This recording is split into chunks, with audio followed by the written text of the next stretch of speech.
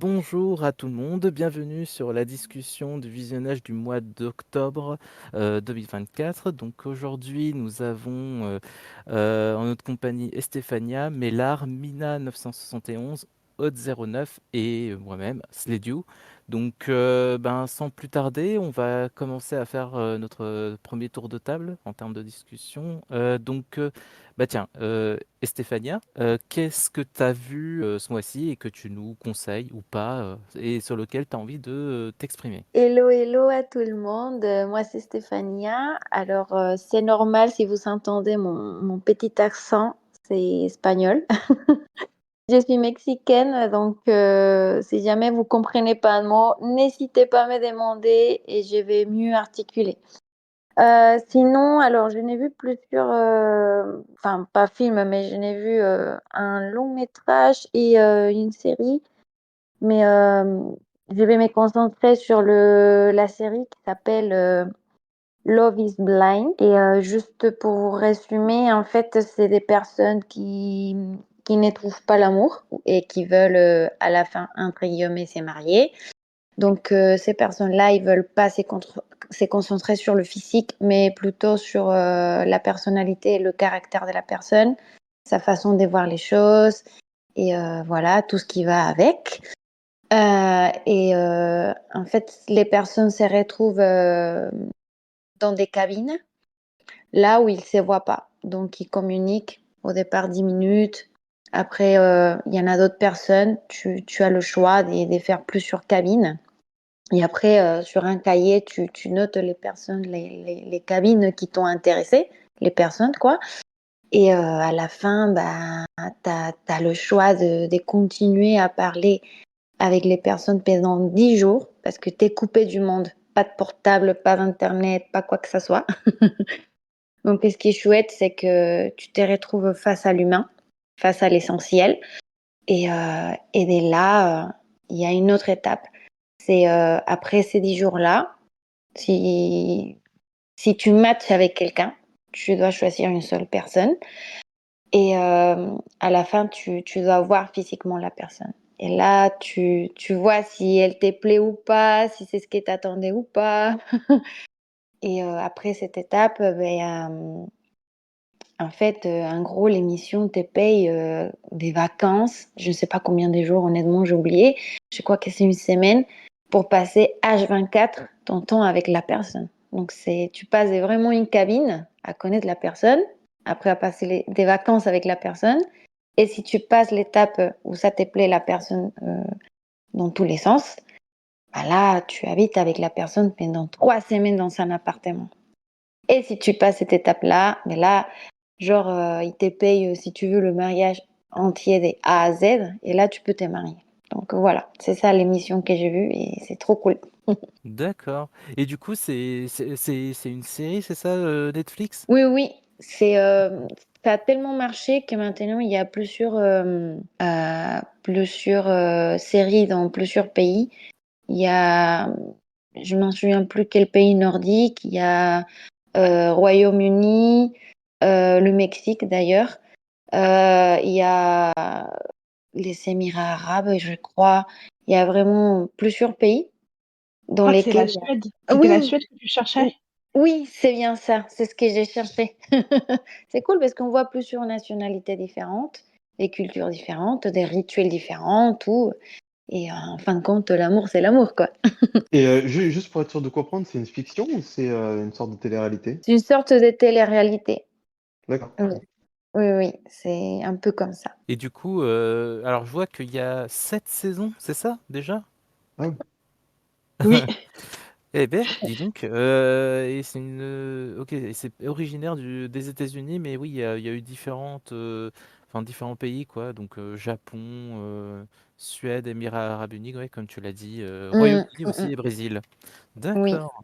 Et du coup, oui, oui. c'est un format qui est long, non, quand même, 48 à 84 minutes, c'est ça? Oui, c'est ça, mais en gros, ça passe très vite. Quand on accroche. En fait, là, honnêtement, c'est la première fois que je regarde un truc comme ça. D'habitude, je regarde que des films genre romantiques, les Bridgerton, enfin, des histoires comme ça, hein, que personne. que personne n'aime beaucoup. Enfin, que tout le monde aime un secret, mais que personne l'avoue, en fait. Parce que c'est grâce à ça que ça marche, hein. Mais là, quand je vois Love is Blind avec plusieurs nationalités, je me suis dit, attends, attends, attends, c'est quoi ça? Et puis à la fin, allez, j'ai fait le test sur un épisode, j'ai accroché, et après la suite, et la suite, et la suite. Et genre, juste, j'ai fait les Émirats arabes, et après, je fais le Mexique. Et c'est différent. Alors, c'est la même chose, hein, c'est le même cadre. Mais vu que c'est des cultures différentes, des manières de voir l'amour différemment et tout, ça change énormément et c'est intéressant au niveau culturel aussi. D'accord. Et du coup, si c'est, alors vu que c'est un peu une télé-réalité, est-ce que, alors j'avoue que moi je suis pas un adepte de télé-réalité, donc j'ai surtout en tête des clichés, mais est-ce que la série, enfin plutôt la télé-réalité, il y a un côté voyeuriste ou non vraiment, ça veut vraiment s'axer sur l'amour et sur le fait de construire une vraie relation entre deux personnes? Oui, c'est plutôt essayer de connaître l'amour sans le physique et s'engager sur une vraie relation. C'est des personnes de tous les horizons. Si c'est les Émirats arabes, ben, c'est une globalité énorme, par exemple. Mais c'est des personnes qui ont toujours essayé. C'est plus ou moins des trentenaires qui sont là. Ce ne sont pas des personnes dans la vingtaine, c'est toujours des trentenaires plus ou moins qui n'ont jamais trouvé l'amour ou euh, qui ont divorcé mais qui veulent se reconstruire aussi dans une relation. Et c'est là où c'est intéressant parce que on voit que des personnes, la plus grande partie, hein, pas tous, mais les trois quarts, c'est des personnes sérieuses où ils veulent vraiment faire des aveux à quelqu'un, s'engager oui, sur une longue durée.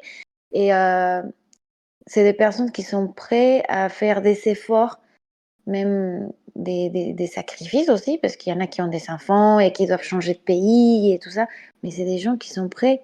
Et là, je me rends compte que beaucoup de personnes ne trouvent pas l'amour, qui se sentent tout seuls, qui cherchent sur des applications et ça donne pas grand-chose. Ou sur des applications, des gens qui veulent juste s'amuser et pas prendre quelque chose au sérieux. Et là, genre, quand tu passes 10 jours avec une personne à parler, tu te dis, ah ouais, c'est pas mal quand même. Très bien, d'accord. Il y a, oui, donc ça veut vraiment axer la série sur les relations humaines plus que sur le côté voyeuriste, quoi. Il y a vraiment Mm. une envie de présenter l'humain avant, quoi. L'humain et l'amour Oui, aussi. D'accord. oui, Très oui, bien. oui. Très bien, très bien. Alors, il y a Hot209 qui dit que si, moi, j'avoue, et je proclame haut et fort que j'adore les comédies romantiques. Ah, bah voilà. Ah, enfin quelqu'un, Jess, Voilà. super. Bah d'ailleurs, ouais, bah, Hot09, bah, elle est comme toi, je crois. Elle travaille aussi dans le milieu de l'animation. Enfin, elle a travaillé dans le milieu de l'animation. Donc, si vous avez envie de discuter là-dessus, n'hésitez pas. Euh, oui, je balance un peu tes dos, Hot09. Bon, est-ce que vous comptez du coup regarder la série Love is Blind, présentée par Estefania? Je Ça vous suis a depuis la donné- première saison. Ah, t'as vu la première saison? Ouais, depuis la première, là, on en est à la septième.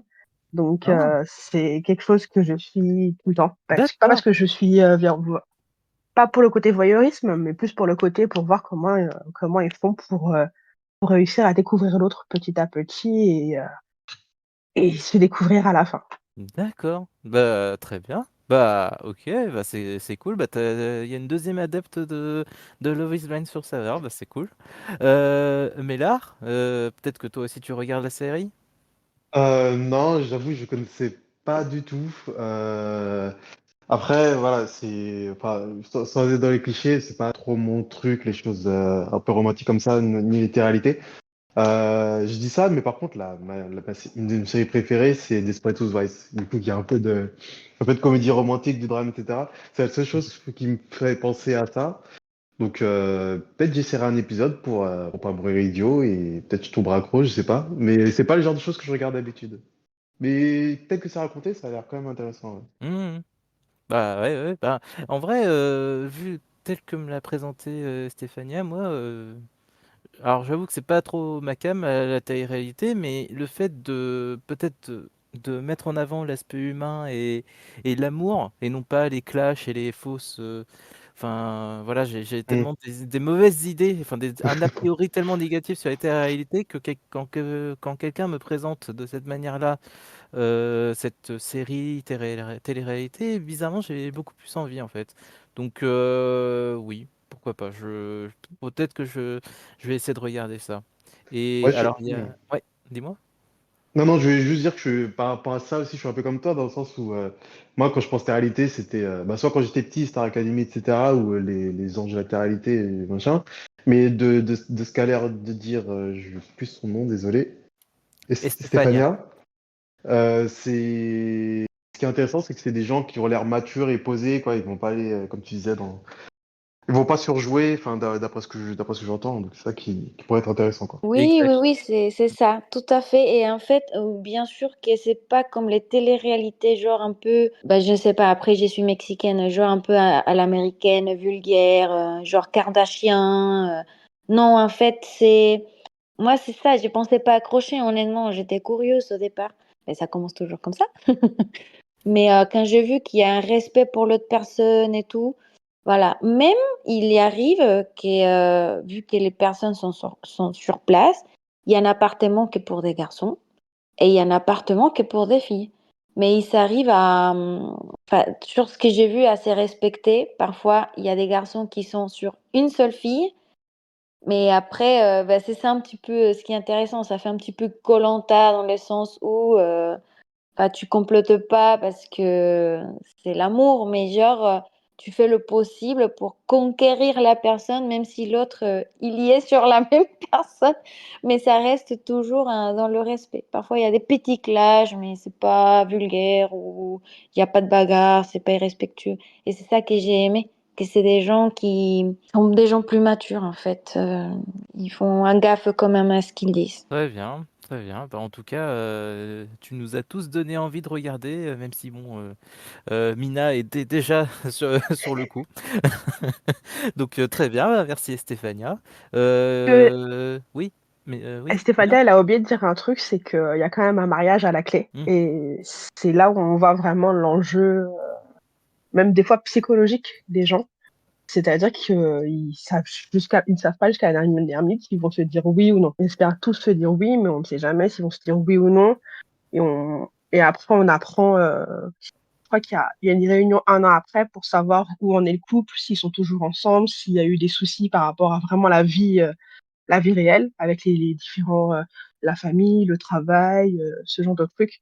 Si les gens, ils ont quand même continué à être ensemble ou si malheureusement la vie a fait qu'ils se sont séparés. Donc c'est vraiment plus un enjeu psychologique plutôt que vraiment de divertissement, quoi. Mhm. D'accord, d'accord, d'accord. Il y a un vrai suivi en fait des personnes, quoi. C'est pas juste on les met ensemble et c'est bon, tout va bien dans le meilleur des mondes, quoi. Voilà, c'est ça, c'est vraiment, il y a un vrai suivi et c'est plutôt pas mal, parce que quand même, quand on voit, il y en a certains, ça fait depuis la première saison, qui sont encore ensemble.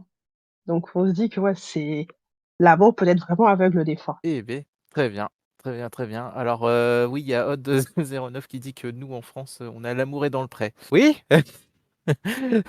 chacun ses domaines de prédilection. Voilà, bref. Mais bien vu. Bah du coup, merci Stéphania. Mélard, euh, à toi de jouer. Est-ce que tu as un film, une série ou une télé-réalité à proposer? Oui, je peux. Alors, c'est un film que j'ai vu il y a pas très longtemps, mais qui date déjà de 2020, qui s'appelle Deux minutes plus tard. En fait, c'est un film japonais. Ce qui est intéressant, c'est qu'il est assez court. Il fait 1h10, 1h20, quelque chose comme ça. Donc, on a vraiment pas le temps de s'ennuyer. Tout s'enchaîne. Et ce qui m'a attiré dans ce film, c'est que le concept était hyper intéressant. En fait, c'est un gérant de café qui découvre, donc dès le début du film, c'est pas du spoil, hein, que via l'écran d'ordinateur de sa chambre, il peut voir 2 minutes dans le futur, comme son nom l'indique, avec l'écran qui est dans son bar, qui est juste en bas. Donc en fait, voilà, il est pas très loin, il y a juste des marches à descendre. Et voilà, ce qui est intéressant par rapport à ça, c'est que, outre le, euh, le concept de voyage dans le temps, entre guillemets, parce qu'au final, il voyage pas vraiment dans le temps, c'est plus, comment expliquer ça? C'est plus la perception du temps qu'on voit. Je sais pas comment je peux expliquer ça. En gros, pour imaginer, par exemple, dès le début du film, lorsqu'il parle devant son écran l'écran de chez lui, il se voit lui-même, enfin, il voit la personne qui est devant l'écran, qui est l'étage en dessous, du coup, dans le bar, 2 minutes plus tard. Donc, par exemple, si par exemple la personne 2 minutes plus tard lui dit bah ramène-moi du ketchup pour prouver que c'est vrai, je sais pas quoi, et ben il met du ketchup dans sa poche et après il voit qu'il a déjà du ketchup. Voilà, c'est ça des exemples qu'il donne dans le film. Et on, on a l'impression que c'est peut-être assez casse-gueule parce que justement il peut forcément avoir des paradoxes temporels, etc. Mais ce qui est bien, c'est que justement les personnes font en sorte que tout ce qui est censé se passer 2 minutes plus tard se passe vraiment 2 minutes plus tard. Parce qu'ils ont quand même conscience que faut pas trop jouer avec le temps, même si c'est des joueurs assez jeunes qui s'amusent avec ça, et que il faut quand même garder une certaine cohérence. Donc, par exemple, au début du film, on a l'impression qu'il y a une grosse redondance parce on voit quasiment 2 fois les mêmes scènes à 2 minutes d'intervalle parce qu'ils sont obligés de dire exactement les mêmes dialogues, etc. Mais ça passe assez vite, cette sorte de redondance. Et ce que j'ai bien aimé, c'est que justement, ils ont poussé le concept à fond. Ils ont essayé un petit peu, mais sans aller trop loin non plus, d'expliquer le phénomène. Comme je disais, c'est des adultes, donc ils vont pas briser non plus l'espace-temps, etc.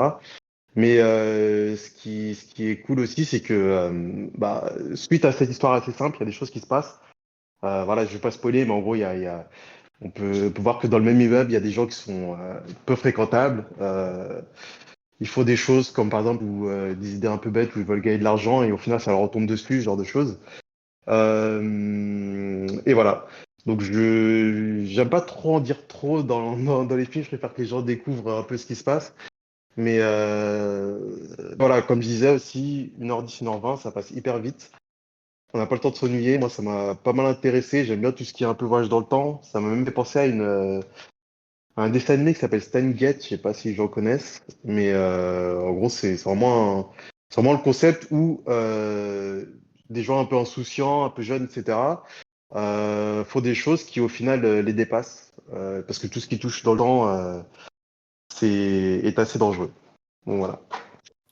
Très bien, très bien, très bien. Merci Mélard. Est-ce que les autres, vous avez vu ce film? Alors, en version originale, c'est Beyond the Infinite Two Minutes. Et en version française, c'est quoi? C'est au-delà de 2 minutes plus tard, c'est C'est ça? 2 minutes plus tard, ouais. Très bien. Est-ce que vous avez vu, que ce soit Mina, Odd09 et Stéphania, vous avez vu ce film-là? Moi, perso, non, pas du tout. Perso, non, pourtant c'est un des thèmes qui m'attire, tout ce qui est voyage dans le temps, enfin, ce genre de truc, non? C'est sur quelle plateforme? Je vais télécharger parce que justement, je le trouvais nulle part et c'est quelqu'un qui me l'avait conseillé justement. Ah, parce qu'à l'époque, Alors, il était dans un petit cinéma et bah moi, du coup, vu que j'ai tout découvert plus tard, c'était un peu compliqué.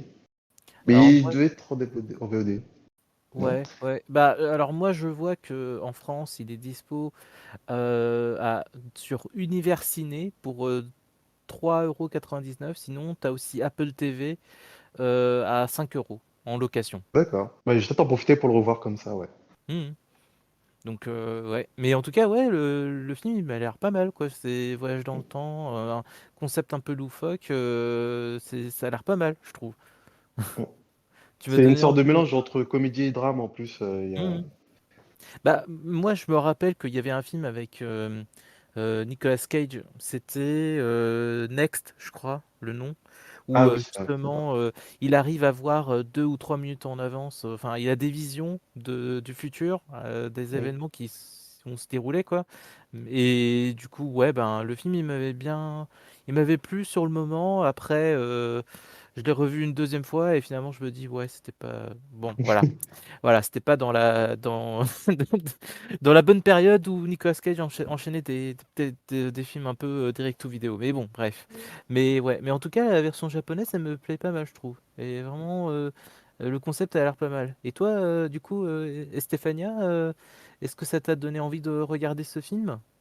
Oui, bien sûr, moi j'aime bien aussi ce type de film. D'ailleurs, quand j'étais petite, ça me rappelle deux choses. La première, c'est qu'il y a eu un film qui est très connu, qui s'appelle Intelligence artificielle. Oui. Et c'est sur des robots, je ne sais pas si vous le connaissez.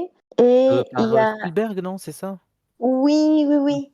Ah, c'est un exact. super film, hein. Oh, j'ai pleuré et tout. Je me rappelle en fait. Oups, je me dévoile. Tu Et, n'es pas la seule. et, Oui, vas-y, pardon. t'inquiète. Et la série aussi, quand j'étais petite, c'était Disney Stan Raven. Elle arrivait à voir un peu le futur avec son œil, mais c'était comique. Comique aussi, pareil, dramatique, comique. Ah, Phénomène Phénomène Raven, peut-être, Raven, non? non? Oui, yes, C'est oui, ça. oui. Comment on dit en français? Phénomène Raven? Phénomène Raven, je crois. Ouais, c'est ça. Ok. Oui, oui, en anglais, je crois que c'est Stan Raven. Je parle même pas anglais, hein, c'est parce que c'est direct des États-Unis. Mm. Ils traduisent même pas en espagnol. Allez, mais on met les titres en anglais. Mais oui, c'est trop cool. Très bien. D'accord. Et du coup, ouais, ouais, c'est vrai qu'il y a eu aussi ce truc-là. Enfin, j'avoue que j'avais complètement zappé Phénomène Raven, mais oui, c'est vrai qu'il y a eu aussi ce, ce concept-là avec la série Nickelodeon, je crois. Très bien, très bien. Est-ce que vous voulez rajouter un truc par rapport à 2 minutes plus tard? Juste rapidement aussi, c'est que, Oui. en fait, ce qui m'attire aussi dans ce genre de film, c'est que, contrairement à Next, qui est plus un film d'action, en fait, Oui. c'est des films qui partent vraiment d'un concept, et au final, en fait, à mon avis, enfin, j'ai pas les chiffres, mais en fait, c'est ce genre de film où je suis quasi sûr qu'il a rien coûté, à part le prix des acteurs Oui. et les locaux. Donc, voilà, j'aime bien aussi les films un peu minimalistes comme ça, mais qui vont vraiment loin dans leur pensée. En fait, ça laisse le réalisateur et le scénariste, c'est ça qui montre qu'ils ont toute leur imagination et plutôt que de baser plus sur des artifices et sur des effets spéciaux, etc. Là, en fait, il n'y a aucun effet spécial, il n'y a rien du tout. Juste les idées et les acteurs. Ouais, ouais, bah après, c'est. Enfin, j'ai limite envie de caricaturer, hein, mais tout ce qui est cinéma européen et enfin hors États-Unis, c'est Mm. vraiment il y a un concept et ils exploitent à fond le concept. Et ouais, c'est comme tu dis, c'est minimaliste dans le sens où ça veut pas en faire des tonnes et des tonnes. Ça reste dans le giron du concept qui a été défini par le film. Alors Mm. que malheureusement aux États-Unis, on a vite tendance à en faire des caisses, à rajouter tout plein d'artefacts qui font que ben il y a le concept de base, mais qui vite part en cacahuète parce que ben ça veut envoyer du lourd en fait dans la tronche du spectateur, C'est ça. malheureusement. Mais oui, je peux comprendre exactement ce que tu ressens et limite moi-même aussi, je suis beaucoup plus attiré par les films un peu minimalistes, même dramatiques, qui parlent de trucs sérieux plutôt que plein d'explosions et tout ça. Bref, je dis pas non, mais voilà, je suis plus film minimaliste. Euh, alors après, du coup, on revient. Donc merci Mélar. Donc à toi maintenant, Mina. Qu'est-ce que tu as à nous conseiller pour aujourd'hui? Alors, j'ai regardé sur Netflix Mhm. Ranma 1,5. C'est un remake? Ou c'est le premier? Je sais pas si c'est un remake, mais en tout cas, j'ai l'impression que c'est un peu le premier. D'accord. C'est un, c'est un manga. C'est un manga que j'ai vu dans les années 90, si je me trompe pas. Et en fait, là, ça repasse en ce moment là, sur Netflix et je me refais ma dose d'enfance. Et en fait, l'histoire, c'est quoi? C'est l'histoire d'un jeune garçon, Ranma, qui doit épouser, qui est fiancé à une jeune fille, Adeline. Leurs deux pères sont des profs d'arts martiaux et ils ont promis depuis qu'ils étaient petits de les fiancer. Et là où en fait ça part un peu en vaudeville, où les situations sont un peu compliquées, c'est qu'en fait Ranma et son père sont partis en Chine pour pouvoir s'entraîner et sont tombés dans des sources maudites. Dès qu'une personne tombait dans une source, elle devenait une autre personne. C'est-à-dire que Ranma, en se faisant mouiller par de l'eau froide, devient une fille. Et le père de Ranma devient un panda. Et pour redevenir des hommes, ils doivent être mis à l'eau chaude et parler. C'est rigolo et c'est agréable à regarder. D'accord. Oh, le concept est est particulier quand même. D'accord. Et c'est adapté d'un manga, c'est ça, hein, ce que tu me Ouais. dis? Ok, d'accord, d'accord. Et du coup, c'est plus de la fantasy. Enfin, tu classerais dans quel genre? Franchement, c'est fantasy sans être fantasy parce qu'à part le fait, qu'ils se changent, en fonction de quoi ils sont tombés dans la source, c'est tout. C'est-à-dire que Ranma, juste, il devient une fille et puis c'est tout. Mais ça reste quand même un garçon. Le père, il se transforme en pas d'âme, mais ça reste quand même un homme. Tu vois? Il y a pas de pouvoir, surnaturel ni quoi que ce soit. C'est ça qui fait la force de ce manga, c'est qu'en fait, les gens, ils restent humains quand même, comparé à d'autres mangas où ils ont des pouvoirs spéciaux, des trucs comme ça. Eux, non, pas du tout, ils restent humains. On suit plus l'histoire d'amour de Ranma et Akane en version japonaise ou Adeline en version française quand on était petit. C'est plus suivre leur histoire d'amour à travers les nouveaux personnages qui vont arriver au fur et à mesure. D'accord, ok, ok, bah, très bien. Et du coup, enfin, est-ce qu'il y a des thématiques assez sérieuses qui sont amenées sur le tapis, ou par exemple le garçon qui devient une fille, ou le changement d'identité, le changement de tout ça. Enfin, est-ce qu'il y a des choses qui changent ou non, absolument pas. Et Il y enfin, a rien, c'est franchement, il y très a rien bon qui enfant. change. D'accord. C'est très bon enfant, il y a rien qui change, il y a pas enfin, c'est vraiment sans prise de tête, il y a pas il y a pas de message caché ou quoi que ce soit derrière. C'est juste suivre l'histoire de deux jeunes ados qui au début ne s'apprécient pas trop, mais qui petit à petit finissent par tomber amoureux et qui concrétisent un peu le rêve de leur père. Mais c'est tout. D'accord, bah je connaissais pas du tout, que ce soit ce manga ou la série télé ou même apparemment. Alors il y a Xen qui me dit que c'est sur la télé quand on était petit, c'était drôle et bonne comédie pour moi comme enfant. D'accord, très bien. Bah ok, ok, bah je connaissais pas. Et Stéphania, est-ce que tu connaissais Ranma un demi? Ah, bah Oui, si, oui, si, oui, j'ai vu c'est dans les alors honnêtement, je m'en souvenais même plus de ça parce que ça m'a fait vraiment voyager dans les temps. Là, je suis dans la thématique des Mélards. Mhm. Je me suis remontée à l'enfance et je m'en souvenais plus trop de l'histoire, mais je me rappelle que j'ai rigolé beaucoup. Et c'était comme des aventures, ça reste, comment dire, ça reste sain. Euh, c'est des histoires où parfois c'est la cata, ou parfois non, et puis la fille elle court derrière l'amour aussi. Donc oui, oui, ça me rappelle des bons moments. Très bien. C'était pas trop gnangnan ou si, si, ça l'était et c'était totalement assumé. Alors franchement, ce n'est pas du tout gnangnan. D'accord. C'est même plutôt drôle si tu veux, parce que comment t'expliquer ça? En fait, c'est simple.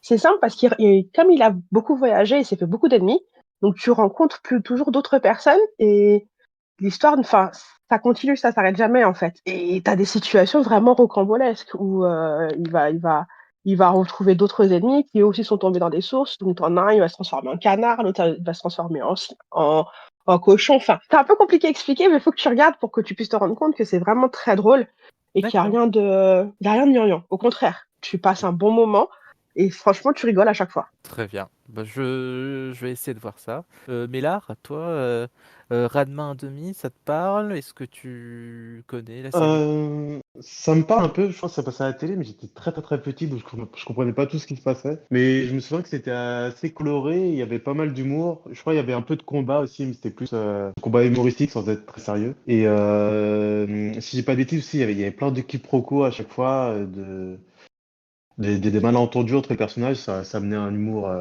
de situation. Donc voilà, oui, non, c'était vraiment bon enfant, je pense. Voilà, dans les souvenirs que j'ai pas revu depuis, j'avoue. Très bien. Et alors, Xen a dit que ouais, c'est la regarder quand on était petit. Très bien. Alors, ben moi, je vais parler à la place de Hot09 qui a dû partir un moment. Donc, en gros, elle a vu le film Il était temps. Il était temps, ou bien qui s'appelle aussi About Time en anglais. Et donc en gros, c'est quoi? C'est je vais faire simple, hein, je vais lire le synopsis. À 21 ans révolus, Tim Lake découvre qu'il a le pouvoir de voyager dans le temps. Décidément. Au-delà d'un réveillon de jour de l'an encore décevant, le père de Tim révèle à son fils que tous les hommes de la famille ont depuis toujours la faculté de voyager dans le temps. Tim ne peut pas changer le cours de l'histoire, mais il peut changer ce qui se passe et s'est passé dans la vie. Il décide d'améliorer son existence en se trouvant une petite amie. Voilà, donc ça c'est le film qu'a vu justement Odd 09 et en fait elle a trouvé que le film était très beau. Voilà, elle l'a adoré et en plus ben c'est un film qui est spécialement dédié à Estefania.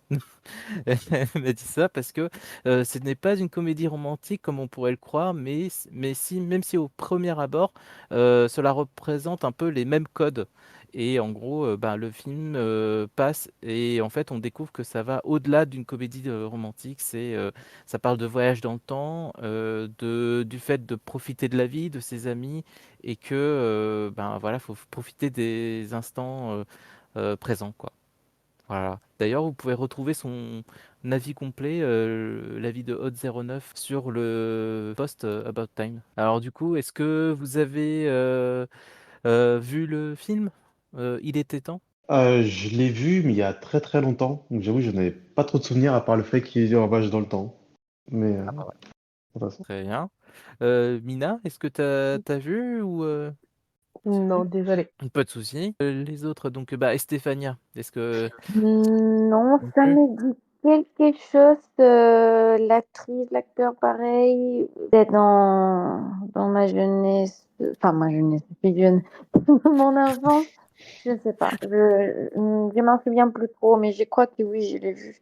En Hmm. tout cas, je me rappelle plus trop. Ben, le film, il date de 2013 et en gros, en termes d'acteurs, de casting, on a Rachel McAdams et Donald Gleason, que sont les deux protagonistes principaux.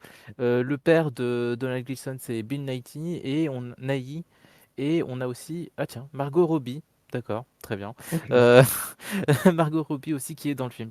C'est bizarre, je me rappelle plus.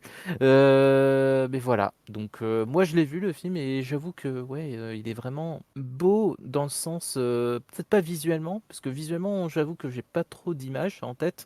Par contre, j'avais bien aimé la beauté en termes d'histoire et de développement des personnages. Je trouvais que c'était très touchant et le film a un beau message quand même sur le temps qui passe, sur le fait de profiter ben, comme l'a dit Odd09, hein, de profiter des gens, de la vie, voilà, de ne pas rester accroché au passé.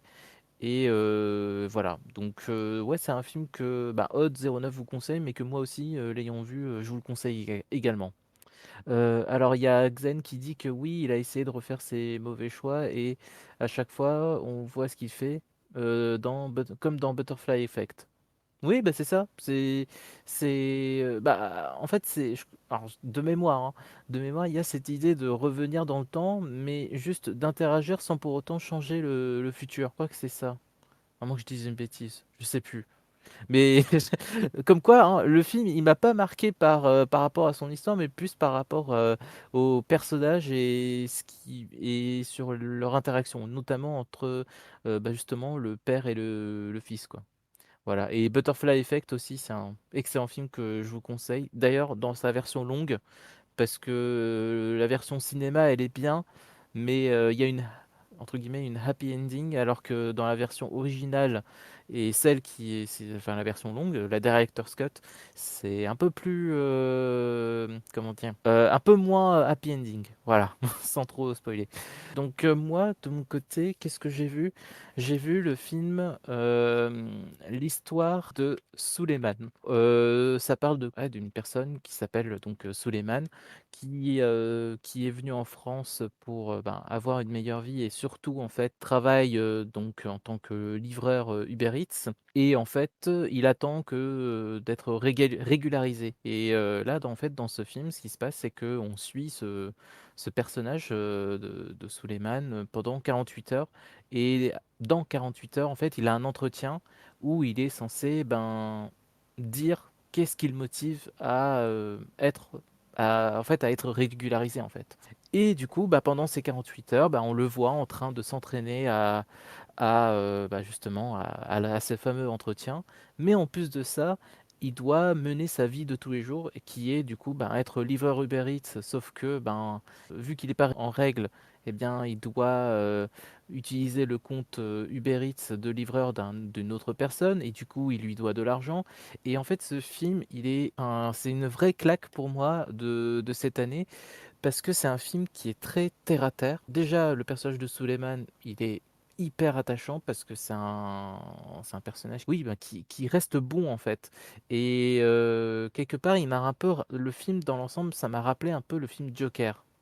Alors oui, le parallèle peut paraître assez surprenant, mais en fait, dans les deux cas, dans Joker et dans l'histoire de Suleiman, en fait, on suit un personnage principal qui vit dans une société qui l'a complètement lâché.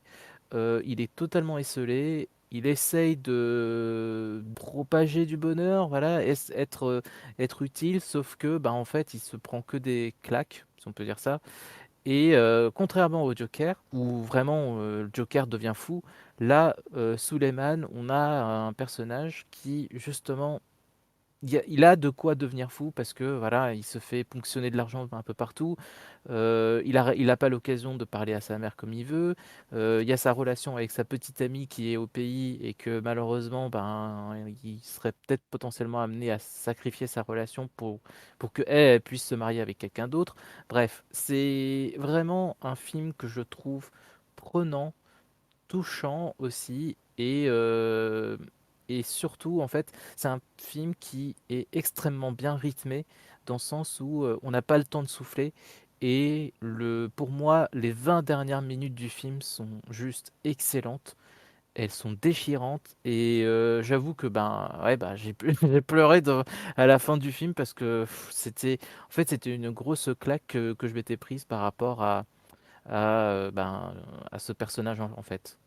Et d'ailleurs, depuis tout à l'heure, je dis personnage, mais en fait, la vérité, c'est que l'histoire de Suleiman, en fait, c'est inspiré d'un acteur, enfin, pas d'un acteur, d'une vraie personne qui s'appelle Abou Sangaré. Et d'ailleurs, ce Abou Sangaré est en fait le personnage, enfin, l'acteur qui joue le personnage de Suleiman. Donc c'est un peu un film autobiographique. Et ce qui est encore plus surprenant, c'est qu'en fait, c'est même pas un acteur professionnel. Et vraiment, quand j'ai su ça, je me suis dit, mais c'est pas possible. C'est l'intensité que donne ce non-acteur à son personnage. Fou, c'est terrible. Franchement, c'est un des films qui m'a le plus marqué de l'année, voire ces 5 dernières années, de par son réalisme et son côté vraiment l'humain, et le fait que comment est-ce que il y a certaines personnes qui sont sans scrupules et qui profitent de l'espoir ou du désespoir de certaines autres personnes. Voilà. Donc je vous conseille vivement de le regarder. Du coup, est-ce que vous autres, vous avez vu l'histoire de Suleiman Mellar? Je l'ai pas encore vu, mais je me l'étais noté de le voir, comme pas mal de films au cinéma. Je sais pas, il est encore au cinéma actuellement ou pas? Je pense qu'il doit l'être encore, oui. Ok. Alors après, ça dépend, hein. Par exemple, si tu es sur Paris, il y a l'UGC Gobelin qui le diffuse. Voilà. Ouais, je suis sur Lyon en ce moment, mais ouais, Lyon? Ah, ouais, ouais. il doit avoir un cinéma, Et je pense je que vais ça doit regarder ça. encore y être, quoi. D'accord. Bah oui, j'aime bien en plus ce genre de film un peu sociaux, qui est un peu proche de la réalité, Mhm. qui justement qui montre le monde qui nous entoure, mais qu'on côtoie, mais sur lequel on n'est pas forcément au courant de tout ce qui se passe. Exact, exact. Donc ouais, non, ça me tente bien.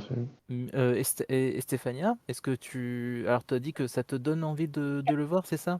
Ça me donne trop envie d'aller le voir d'ailleurs. C'est parce Mhm. que, aussi pareil qu'Emmelar et que toi, ça se rapproche de la réalité. Enfin, c'est la réalité. Et c'est ça qui parle parce que. Mais c'est toujours intéressant de voir ce qui se passe et on s'attache. On s'attache toujours aux histoires véritables et puis ça parle. Ça parle et Je pense que ça sensibilise aussi, parce que ça reste très humain et j'adore ce type de film. Bah, c'est vraiment le film qui pourrait vous plaire parce que justement, c'est non seulement un film qui est inspiré de la vie réelle et en plus, c'est joué par l'acteur qui a vécu cette vie. Et j'imagine que même pour cette personne-là, Abou Sangaré, le fait de rejouer certaines scènes a dû être vraiment difficile. Mais en tout cas, bravo à lui et à toute l'équipe d'avoir vraiment retranscrit tout ça en fait. Parce que je pense que ce film-là casse aussi, est aussi là pour casser les clichés qu'on pourrait avoir sur les livreurs Uber Eats ou les personnes qui viennent travailler de manière illégale, enfin qui sont illégales et tout ça. C'est vraiment un film qui est ouais, vraiment prenant quoi. Alors tu dis aussi l'acteur le rend authentique car c'est un vrai vécu, hâte de le voir. Mais oui oui non mais c'est ça, exactement ça. Et Xen qui dit ça semble touchant et réel. Oui, c'est au plus proche du réel, franchement, c'est en fait même je vais vous dire en fait ce film-là, j'ai eu du mal. En fait c'est un film qui oscille entre le drame et le documentaire.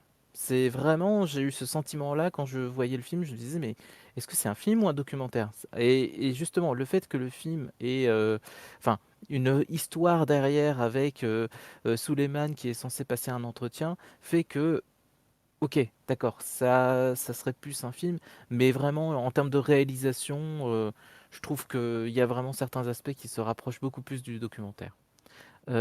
Mina, est-ce que toi, ça t'a donné envie de regarder l'histoire de Suleiman, à moins que tu l'aies déjà vu? Je suis pas trop ce genre de film, Très bien. parce que disons que c'est très compliqué.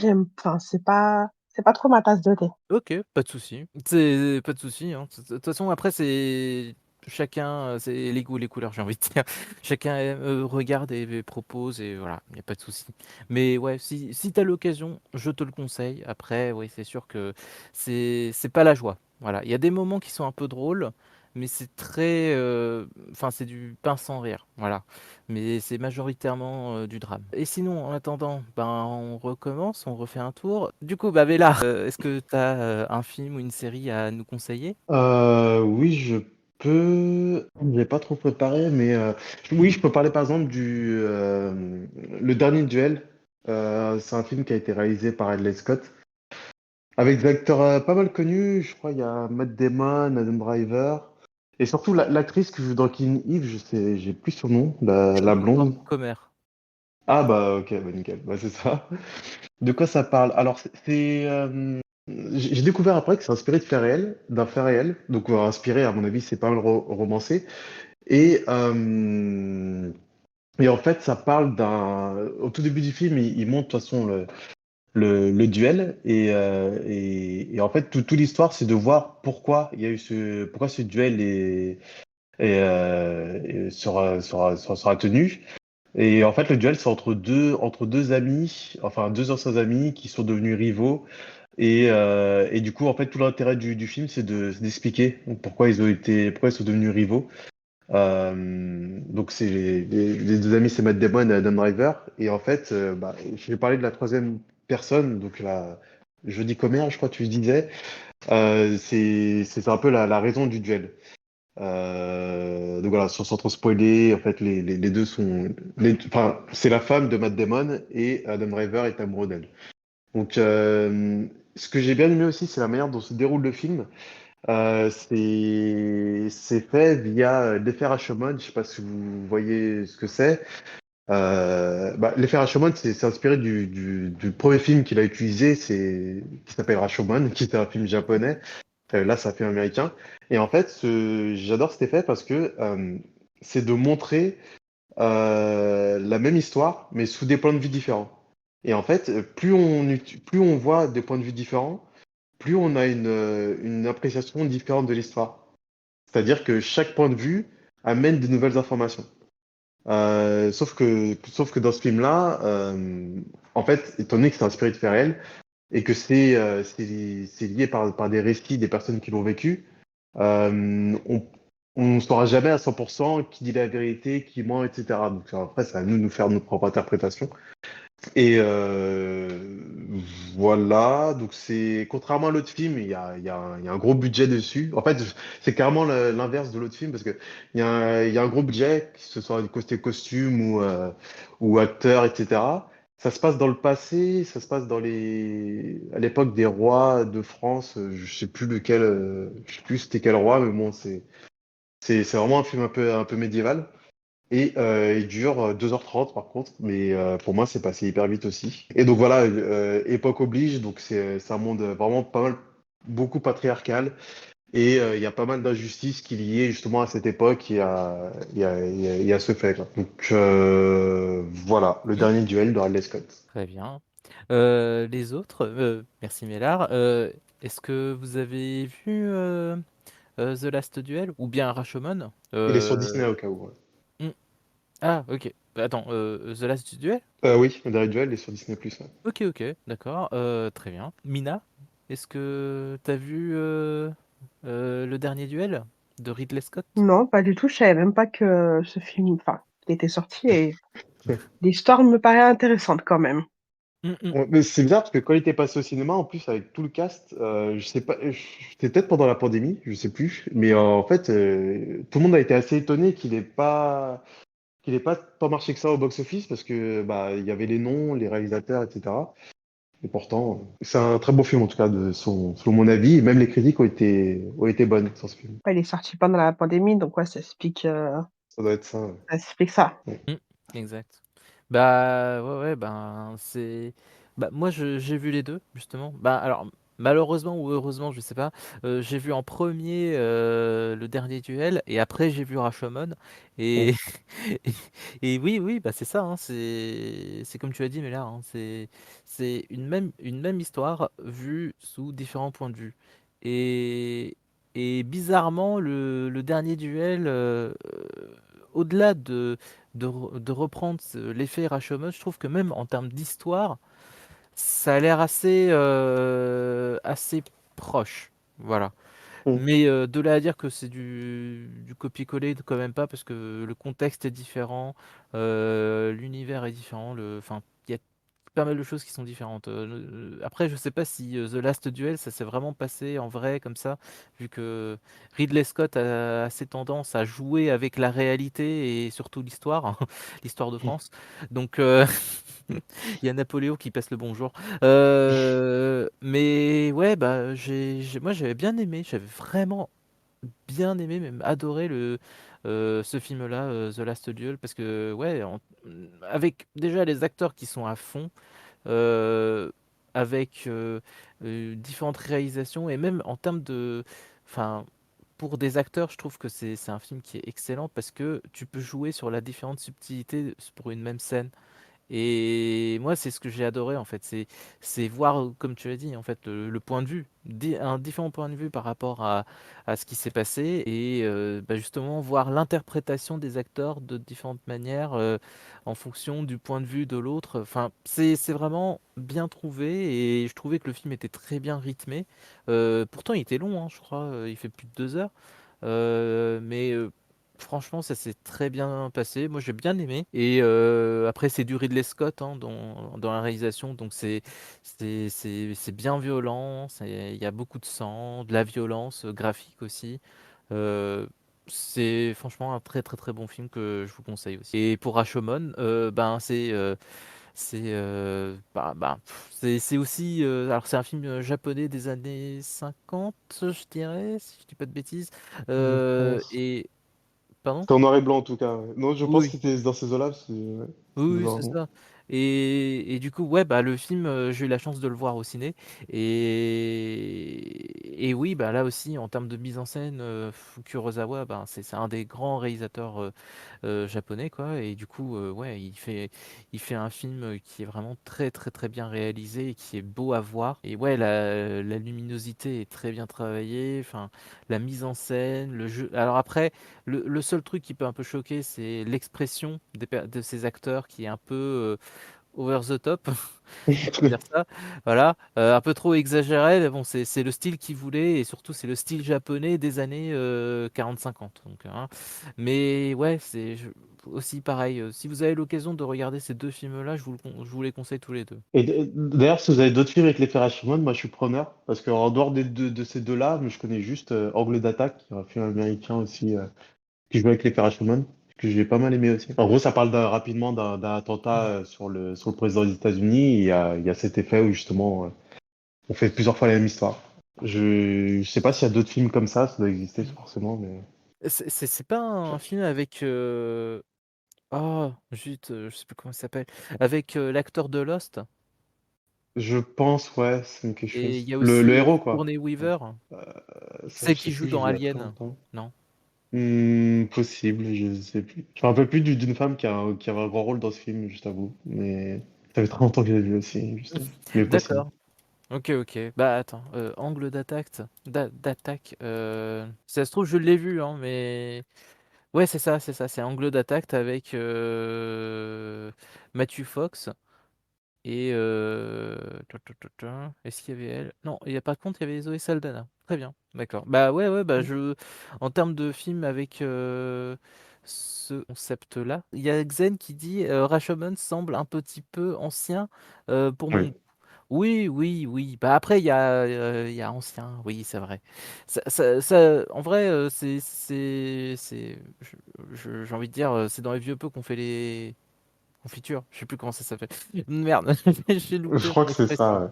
Mais en tout cas, oui, c'est les. En vrai, il y a des films qui sont certes en noir et blanc et voilà, qui datent beaucoup de plusieurs années, et pourtant ils sont excellents. Voilà. Ah, Et notamment Rashomon. ouais. Comment? Pardon? Non, j'allais dire comme par exemple les films d'Hitchcock. J'ai une période Ah où je oui. me tapais tous les films d'Hitchcock qui datent justement des 50-60, ces eaux-là. C'était en noir et blanc, il y en avait peu qui étaient en couleur et ils sont vraiment excellents. Oui, oui, oui, bah Hitchcock, et même on peut aller encore plus loin, hein. Il y a un film que j'avais vu, bon, j'en parlerai peut-être après, si on a le temps, mais, mais qui date des années 40. Voilà, et c'est Ouais. un excellent film, un excellent thriller. Mais ouais, mais en fait, c'est justement ça, c'est que en fait, dans les anciens films, tu peux voir des archétypes de narration que tu retrouves dans les autres films. Bah justement, Rashomon a été un des pionniers dans ce type de narration. D'ailleurs, justement, ça a donné un effet quand même, l'effet Rashomon, comme tu l'as dit. Et après, bah, tu peux le retrouver dans d'autres films, voire séries télé. Voilà. Bah Mm. moi, justement, bah, là, tu voulais savoir, est-ce qu'il y a d'autres effets que j'ai pu voir avec ça, avec Rashomon? Comme tu as dit, il y a Point of View. Enfin, Point of View, ça c'était en anglais, mais en français c'est Angle d'attaque. Après, il y avait des séries télé. Il y avait un épisode de Batman, POV, je Batman, crois. d'accord. Batman, la série animée de 92, qui avait justement, pareil, un truc comme ça. C'était, euh, je sais pas, des officiers qui se font interrogés par par le commissaire pour savoir ce qui s'est passé par rapport à un événement où il y avait Batman. Voilà. Donc il y a Ok. ça. Et t'as la série Smallville aussi. Alors je sais, ça remonte à loin, hein, c'était il y a 20 ans. Mais, mais oui, il y avait aussi dans la série Smallville un épisode avec ça. Enfin, de toute façon, il y a pas mal de séries qui utilisent ce procédé-là parce que ça rajoute de la nouveauté tout en proposant quelque chose qui est connu, à savoir, ben, voilà, le fait de raconter la même histoire de différents points de vue. Minat, est-ce que tu es fin prête pour parler de... Oui. Ah, bah vas-y, Euh, alors, lance-toi. c'est encore une série malheureusement, puisque je suis plus série en ce moment. Il n'y a pas de Euh, malheureusement, hein, t'as le droit. c'est la Vas-y. série Blind Spot. Je ne sais pas si vous voyez de quoi je parle. C'est l'histoire Non. d'une jeune femme qui est amnésique et qui aide le FBI à résoudre des enquêtes par rapport à des tatouages qu'elle a sur le corps. Elle est entièrement tatouée de la tête aux pieds. Et chaque tatouage est une énigme qu'ils doivent résoudre. Et en fait, il y a pas mal de quiproquos parce qu'en gros, elle était là au départ pour infiltrer le FBI et le faire tomber. Et en fait, elle change complètement d'idée par rapport au fait qu'elle a été, qu'elle est perdue, qu'on lui a donné un produit pour lui changer la mémoire. Et donc, ça change tout. tout le scénario de la série. Voilà. Il y a juste ce tatouage qui me fait penser à Prison Break, mais il n'y a y a pas d'autres liens, je pense. Non, il n'y a aucun lien franchement avec Prison Break, Ouais. que ce D'accord. soit les acteurs ou même les scénaristes ou producteurs, il n'y en a aucun. Ok, ok, ok. Mais du coup, alors j'allais dire un peu que bah, enfin, des tatouages, normalement, il n'y en a pas une infinité. Et après, là, j'ai vu sur Internet que, oui, en fait, la série, elle est terminée et elle dure 5 saisons, c'est ça? Voilà, c'est ça. Mais elle en a vraiment partout et il y a même un rebondissement à un moment où on a même mis d'autres avec une espèce d'encre ultraviolette. Donc c'est pour te dire que franchement, ils ont poussé loin le concept des tatouages. D'accord. Et du coup, c'est une série qui s'est bien terminée ou qui s'est terminée en queue de poisson, genre annulée et tout Plutôt ça? Bah, la dernière saison, ça a été un peu la saison de fin. Parce que je pense qu'ils étaient un petit peu à court d'idées. On le sent que ça s'essouffle un peu le rythme au niveau de la dernière saison. Mais c'est vrai que le concept, il est plutôt pas mal puisque c'est une ancienne activiste qui essaye en fait de faire payer le gouvernement américain pour tout ce qu'ils ont pu lui faire. Parce que c'était une D'accord. ancienne. Donc là, elle décide de se venger et elle oublie en fait qu'elle était là pour se venger. Américaine, donc je sais pas si je vous ai donné envie de regarder ou pas. Non, bah, alors le concept a l'air pas mal du tout. Maintenant, c'est juste dans ma tête où je me dis, mais bah, le corps, il est quand même assez limité en termes de superficie, donc les énigmes, elles doivent être, enfin, c'est des énigmes genre un peu à la 24 heures chrono, genre c'est un épisode, c'est une énigme, un truc comme ça, ou Voilà, c'est c'est... ça. C'est un épisode, une énigme, et t'as des. En fait, ils l'ont tatoué, et comment t'expliquer? Par exemple, elle va avoir une constellation sur le corps, mais dans la constellation, ils vont peut-être changer 2 ou 3 étoiles exprès pour que les gens puissent essayer de chercher pourquoi ils ont changé les étoiles et à quoi ça correspond. D'accord. Ok. Et du coup, ça veut dire qu'au bout de chaque énigme, en fait, ils doivent arrêter quelqu'un ou c'est quoi? Ou ça les rapproche plus du but? C'est ça que je sais pas trop. Alors, ils essayent d'arrêter des gens, mais ils tuent plus de personnes qu'autre chose. Ok. Ils D'accord. essayent, mais ils n'y arrivent pas forcément. Alors, il y a Estefania qui te demande, les tatouages sont le fil conducteur, l'histoire, C'est ça ça. part du tatouage, c'est ça? Voilà, c'est ça. En fait, c'est ça. On la découvre complètement nue au milieu de Times Square, avec le nom de l'homme que vous voyez à côté de la fille dans l'affiche. Mhm. C'est un enquêteur du FBI avec son nom en gros tatoué dessus. Et en fait, ça part de là. C'est comment ils ont réussi à décoder un tatouage pour arriver enfin, comment un tatouage leur permet de dénouer une enquête pour déjouer des attentats terroristes, etc., etc. Très bien.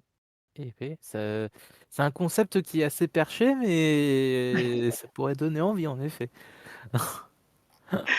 C'est perché, mais quand on regarde, on s'y prend quand même au jeu. Ouais, ouais, ben, mais du coup, il y a quand même un grand méchant dans la série, c'est ça? Ou bof, Il y en c'est a un. plusieurs méchants qu'ils arrêtent, en fait.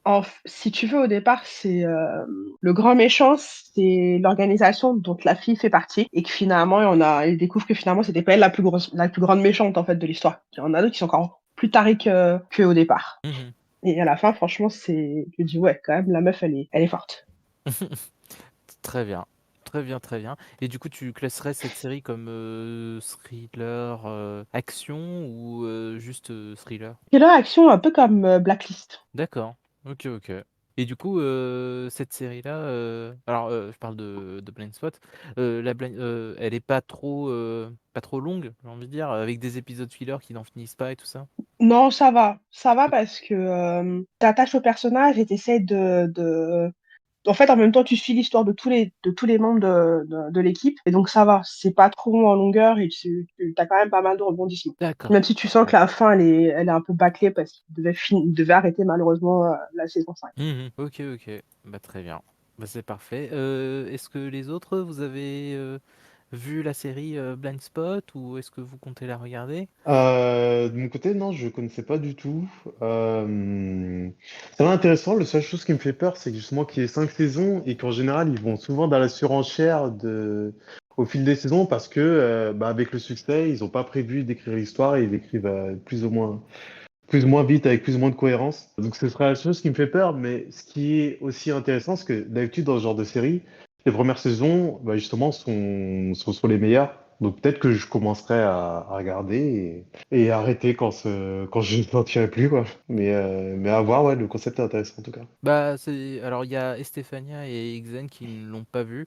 Et ouais, Estefania qui rajoute qu'en fait, elle va peut-être regarder, mais même si c'est pas trop son genre. Et après, ben ouais, bah moi de mon côté, bah je suis d'accord avec Mélar en fait.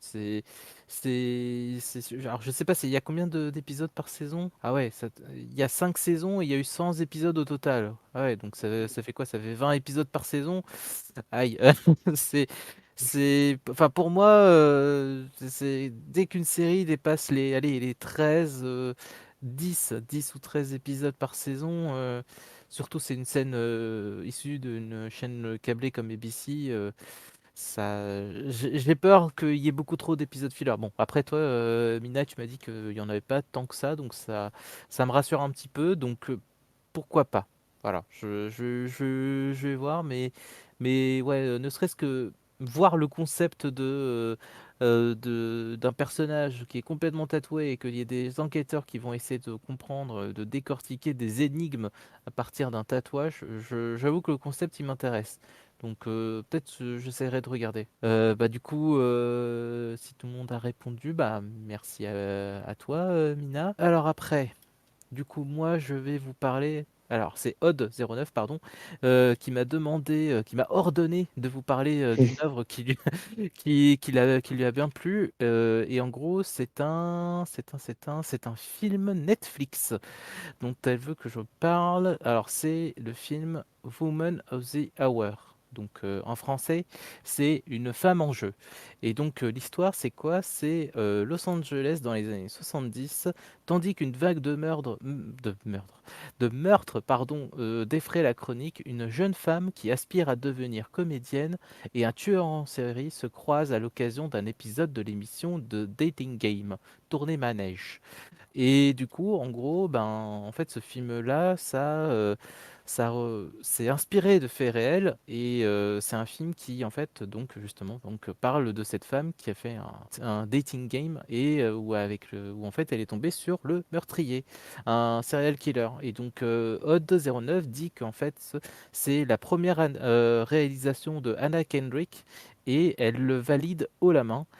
Très bon film, le casting est top, la réal est parfaite, la photographie est sublime, l'enchaînement des scènes se font avec une subtilité et le côté années 70 est très bien retranscrit et on est complètement plongé dans cette ambiance. Elle a trouvé, Hot09, que la scène du début magnifique quand on sait ce qui vient, enfin ce qui va en suivre à la suite. Mais en fait, toutes les scènes avant les meurtres sont filmées avec douceur et beauté. Voilà. Donc c'est une histoire qui est inspirée de faits réels et du coup on a vraiment eu un meurtrier qui a justement participé à tourner manège. Donc peut-être pour trouver sa nouvelle victime, hein, on n'en sait rien. En tout cas, vous, est-ce que ça vous a donné envie de regarder ce film? Mélard? J'en avais déjà entendu parler et je crois que je l'avais déjà eu dans ma liste parce que j'avais vu une scène qui traînait où justement elle était seule dans le noir et en fait elle avait donné ce numéro à quelqu'un, c'est peut-être le tueur, je sais pas. Et Mhm. il se rendait compte que c'était faux, donc en fait il y avait pas mal de tension dans cette scène et ça m'a donné envie de le regarder. Donc c'est déjà prévu que je le vois. Mhm. Très bien. Ouais, bah, ça a l'air pas mal. C'est assez. En plus, c'est un film Netflix. Donc, si vous avez Netflix, vous pouvez essayer de le voir. Et en plus j'aime bien l'actrice, je sais plus trop ce qu'elle a fait comme film, mais elle me parle. Elle a déjà fait des films comiques, je pense, un truc comme ça. Je la trouve Anna pas mal. Kendrick, je crois qu'elle a fait Pitch Perfect. J'ai pas envie de dire de bêtises, mais je crois qu'elle a fait Ah oui, Pitch possible. Perfect, ouais. Où il chante là? Oui, c'est elle. Euh, C'est elle qui joue dans Ouais. Pitch Perfect. ouais. Elle a fait ça. Elle a aussi joué dans The Wolf ou Mr. Wolf avec Ben Affleck ou Accountant avec ben. Et ouais, elle a joué dedans. Je sais pas. Elle a aussi joué dans The Voices avec Ryan Reynolds. Hmm. Donc ouais, c'est une bonne actrice, je dirais. Mais là, c'est la première fois qu'elle fait passe derrière la caméra. Donc bah, apparemment, ça a l'air pas mal. Moi, perso, j'ai pas vu, mais ça me donne envie de le voir. Juste parce que ben, le fait d'avoir le point de vue féminin de cette histoire avec ben justement une femme qui découvre que elle a un date avec un serial killer. Alors même si c'est une histoire vraie quand même, enfin, c'est triste quoi. Mais le fait de voir ça, de découvrir ça, et que surtout avec les années 70, où peut-être que la situation de la femme était peut-être un peu plus compliquée, parce que ben, on ne sait pas sur qui on va tomber. Enfin, vous allez me dire que même en ce moment, c'est pas non plus ça. Mais ouais, j'ai envie de voir ça, de voir la réalisation de Anna Kendrick. Alors il y a Estefania qui dit que ça a l'air intéressant et que bon, bah, du coup, bah, très bien, bah, j'espère que ça va te plaire. Mina, toi, ça te donne envie de regarder? Moi plutôt, disons que j'aime bien suivre tout ce qui est les histoires sur les tueurs en série, etc., etc., etc. Et donc, ouais, le fait de savoir comment ça se fait que le mec ait quand même le courage de s'inscrire à tourner manège pour trouver sa prochaine victime, ouais, Mm. ça me paraît intéressant, ouais. C'est assez perché, oui. Bah, il me semblait aussi, il y avait une histoire en France réelle aussi où il y avait un tueur en série qui était allé dans une émission de Nagui, je sais plus laquelle. Ils se sont rendu compte après, en fait. Donc ils sont un peu, Ah ils sont ouais? un peu dérangés de base, mais voilà. C'est un peu- Ah ouais, quand même. C'est inquiétant. Mais oui, oui, d'accord, très bien. Je vois ça. Donc ça, c'était le film proposé par Odd09. Est-ce que il y a quelqu'un qui veut rebondir encore sur ce film-là avant que j'enchaîne? Non? Ouais. Très bien. Bon bah allons-y. Du coup, bah moi je vais parler d'un autre film. C'est Remember, un film réalisé par alors c'est un Atom Egoyan. Voilà.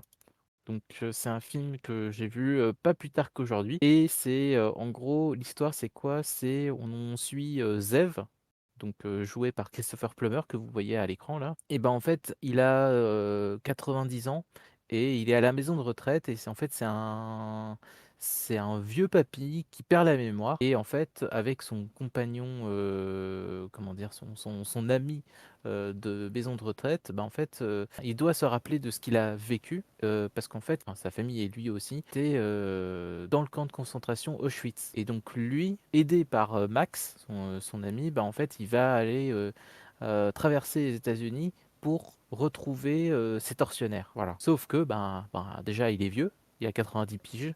Il est sénile, enfin, il peut pas mouvoir comme il veut et il perd la mémoire.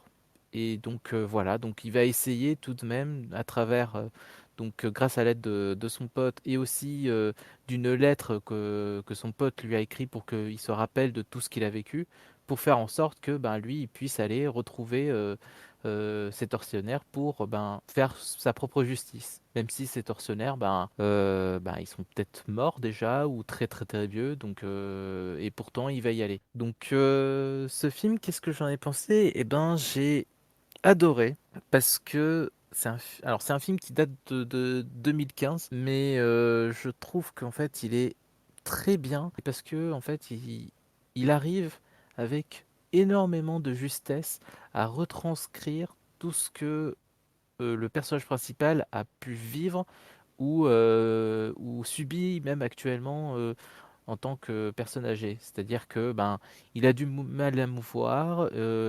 Quand il se réveille, il sait pas qui il est, donc il est obligé de trouver un moyen mémotechnique pour essayer de savoir qui il est.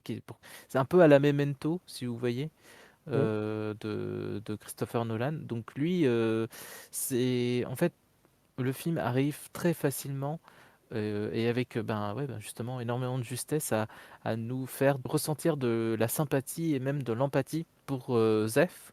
Et on a envie qu'il réussisse justement à retrouver ses tortionnaires et tout, même s'il arrive dans des situations où on s'attend pas à la situation, enfin on s'attend pas à ce qu'il tombe dans de telles situations. Parfois ça peut être extrêmement triste.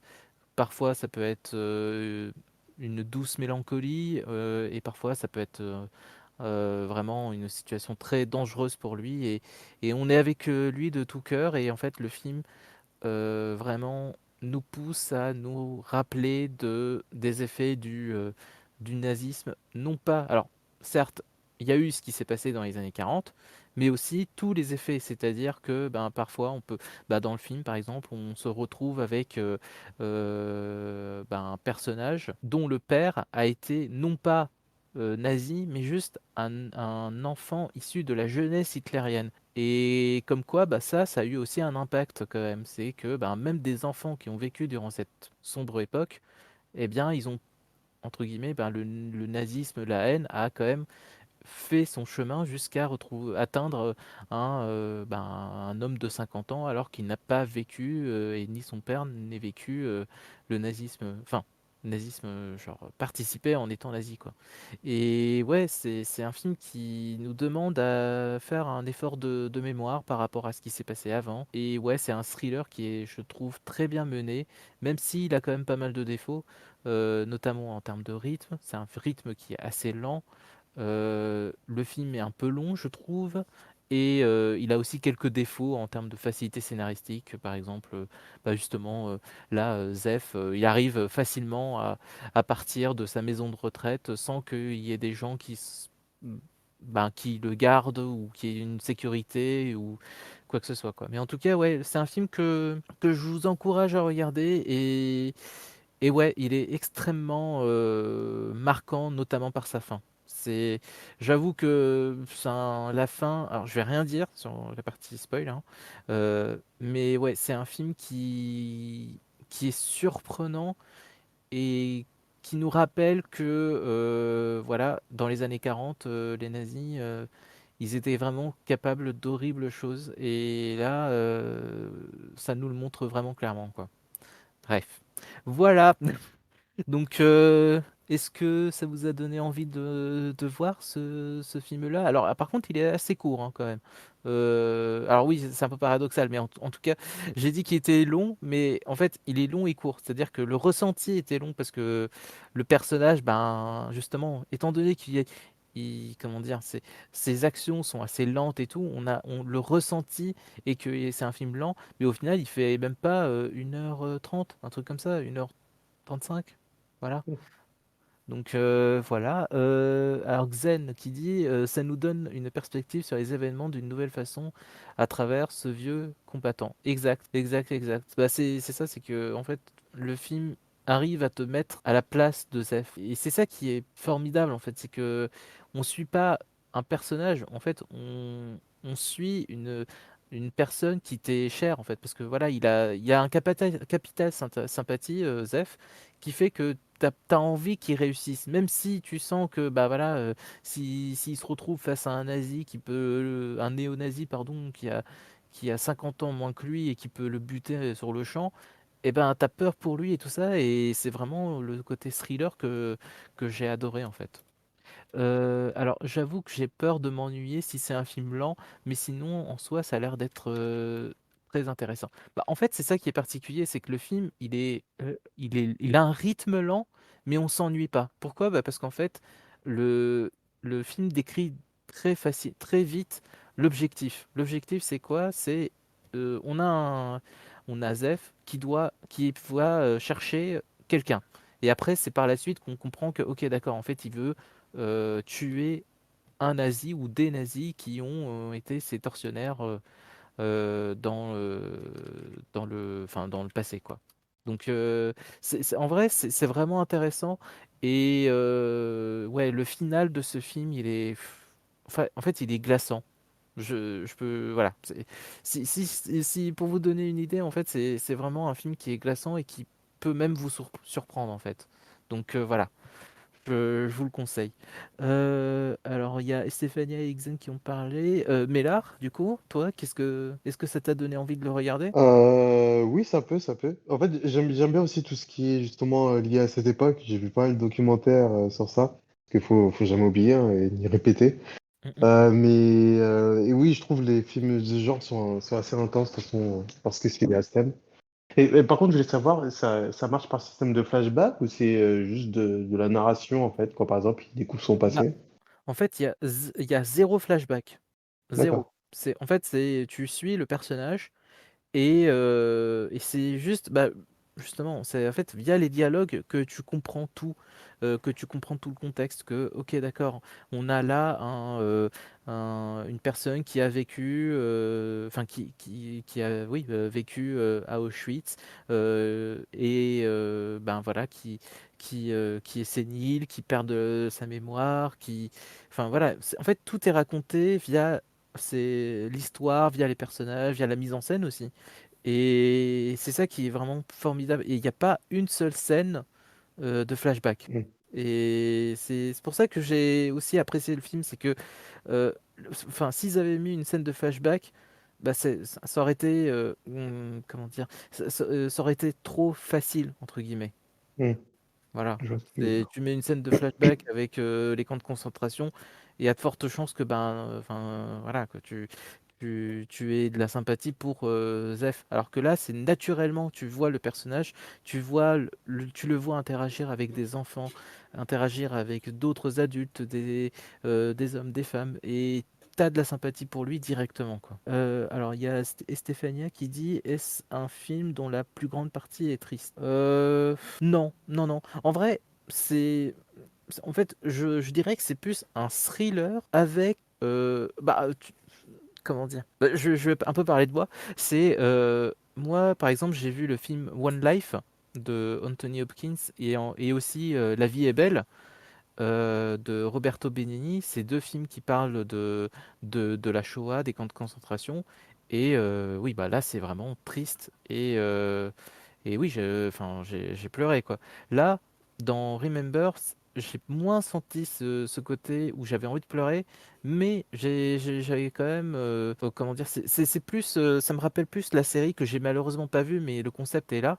C'est la série, oh, je sais plus, c'est une série Amazon, c'est Hunter, pas Mindhunter, mais un truc Hunter avec Al Pacino, où en gros, c'est une équipe dans les années 70 qui va traquer des nazis. Et ben là, c'est un peu le même concept, c'est-à-dire on a là ouais, ben, un juif de 90 piges qui va essayer de traquer des nazis. Mais avec les moyens du bord et grâce à son ami Max. Et ouais, du coup, Mélard, toi, t'as dit que ça t'intéresse, c'est ça? Oui, oui, je pense que je vais jeter un œil. Ok, ok, ok. Alors, il y a Stéphania qui rajoute, quand c'est des films genre La vie est belle, ça crève mon cœur et et je me sens trop mal en regardant ces histoires. Je peux les voir, mais on risque de me sentir très mal après. Par contre, le film dont tu parles, je peux le voir si ce n'est pas trop triste. Alors, oui, alors je t'avoue que pareil pour moi, hein, La vie est belle, je pense que c'est le film qui m'a le plus marqué. Et pourtant, je n'ai pas et je l'ai vu il y a 8 ans de ça, je crois, et j'ai toujours pas le courage de le revoir. C'est parce que c'est trop dur.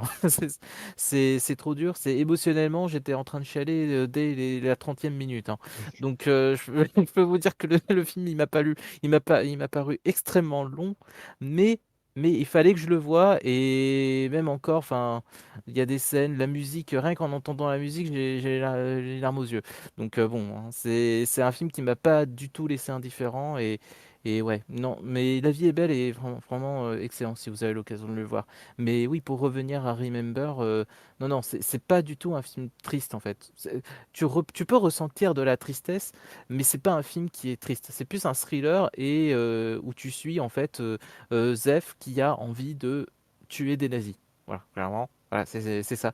Mais du coup, c'est pas non plus un John Wick où genre tu le vois en train de buter des nazis et non en fait c'est un film dramatique thriller, c'est-à-dire que bah, comme j'ai dit hein, il a 90 piges, donc le fait de se mouvoir, le fait d'être sénile, le fait de perdre la mémoire fait que oh cool, tu vas le voir, très bien. Je suis trop content. Mais c'est ça en fait, c'est que le film il va vraiment te placer à la place de Zef et en fait tu as envie que ce petit papy à qui tu t'es attaché en fait, auquel tu t'es attaché, ben, il arrive à réussir à son objectif. Bon, ça reste quand même de tuer quelqu'un potentiellement, mais tu as envie qu'il le fasse parce que vu par rapport à ce qu'il a vécu, par rapport à tout ça, et ben, tu as envie que ça réussisse.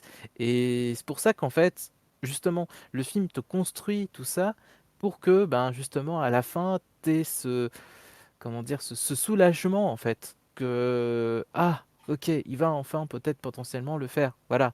C'est un slow burner, si on peut dire ça. Voilà, c'est peut-être ça en fait c'est peut-être pour ça que j'avais ressenti le côté, lent. C'est parce qu'en fait, c'est un slow burner en fait. C'est un film qui prend de l'épaisseur, qui devient, de plus en plus intriguant et dont les événements s'enchaînent de plus en plus vite à la fin, quoi. Et ouais, encore une fois, je vous le conseille. Voilà, du coup, Mina, toi, alors, je crois savoir ta réponse, mais je te pose quand même la question. Est-ce que tu as envie de le voir, ce film, Remember? Ouais, je vais essayer. Je vais essayer, c'est vrai que c'est pas ma tasse de thé, mais rien que de suivre ce petit papy, un peu sénile, Mmh mh. essayer de se venger, ouais, ça peut être intéressant. Très bien. Bah, vous Mais pouvez j'ai vu en oui? faisant des recherches qu'il y en avait un qui est sorti en 2022, mais en version coréenne. Je Ah! sais pas si tu l'as vu ou pas? Version Ça s'appelle coréenne? aussi ça s'appelle aussi Remember, Ouais, ouais, ouais, mais je crois pas que ce soit un remake ou quoique, peut-être. où c'est, un soldat à la retraite atteint de démence qui part à la recherche des personnes responsables de la mort de sa famille. Eh, mais c'est ça, en fait! Ah, pour une fois que c'est le cinéma asiatique qui copie un film hollywoodien, d'accord. Purée, je l'ai pas vu. D'accord, OK, bah, très bien. Bah, je peux pas dire pour le film, coréen, mais en tout cas, ouais, le film, là, Remember, je vous le conseille. Bah, tiens, je vais peut-être essayer de regarder ça, le film, sud-coréen. Est-ce que c'est dans le même délire ou non? On verra bien. Très bien.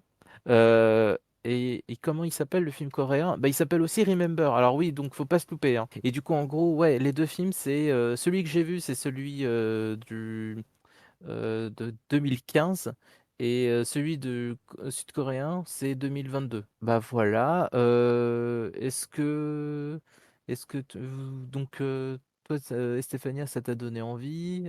Pareil pour, Mélar et Mina aussi. Xen, si te oui, alors toi, tu avais dit que oui, ça nous donne une perspective sur les événements d'une nouvelle façon. Ouais, bah, c'est ça, c'est en fait, c'est un autre point de vue que tu as et vraiment, c'est un film que je vous conseille de regarder et oui, là, c'est j'ai hâte d'avoir votre avis dessus. Alors, c'est sur quelle plateforme? Tu Alors j'ai vu, c'est sur Canal+ et sur, Molotov. ah, bah, voilà. Donc après, je sais pas s'il y en a d'autres. Moi, c'est ce que j'ai vu. Bah, ben, le film, Coréen, les 2. pas le Ah, le coréen, OK. Ben, voilà. et pour, ben, Remember, le film que j'ai vu, il est sur, Apple TV, si en location. Sinon, tu as des moyens alternatifs. Voilà, voilà, même si je suis pas fan de faire des pubs dessus, mais hein, voilà, si vous avez l'occasion, enfin, si vous avez pas d'autre choix, hein, voilà. Bref, sinon sur ce, bah, est-ce que vous voulez rajouter d'autres choses? Je pense que là, on a un peu dépassé, le temps, que j'avais prévu, mais est-ce que vous voulez rajouter d'autres choses par rapport aux films, aux séries ou même à ce film-là ou même à l'organisation? Non, moi ça me va, je me suis fait une bonne petite liste. Très bien, bah, c'est parfait. C'est ma première, c'est très intéressant. Mmh mh. J'espère que je pourrai revenir, si je n'oublie pas. Bah, j'espère bien aussi. Comme ça, tu pourras nous dire ce que tu as pensé des films qu'on t'a conseillés. Et en fait, c'est tous les derniers dimanches du mois, on a une discussion, par rapport aux œuvres qu'on aura vues, durant le mois et après, bah, après ça nous arrive que, bah, enfin, si vous avez envie de parler d'une œuvre en particulier ou d'une saga par exemple, ben, là dernièrement on a fait, la saga Alien, la saga Terminator, on a parlé spécialement, du MCU et avec, Deadpool et Wolverine. Donc on a fait des discussions qui sont très axées aussi sur, une œuvre ou une saga. Donc si vous avez envie, bah, vous pouvez proposer dans le salon, choix de discussion, si vous avez envie. Très bien. Voilà, bah, du coup, bah, sur ce, ben, merci d'avoir été là. Bonne soirée et à la prochaine. Allez, ciao.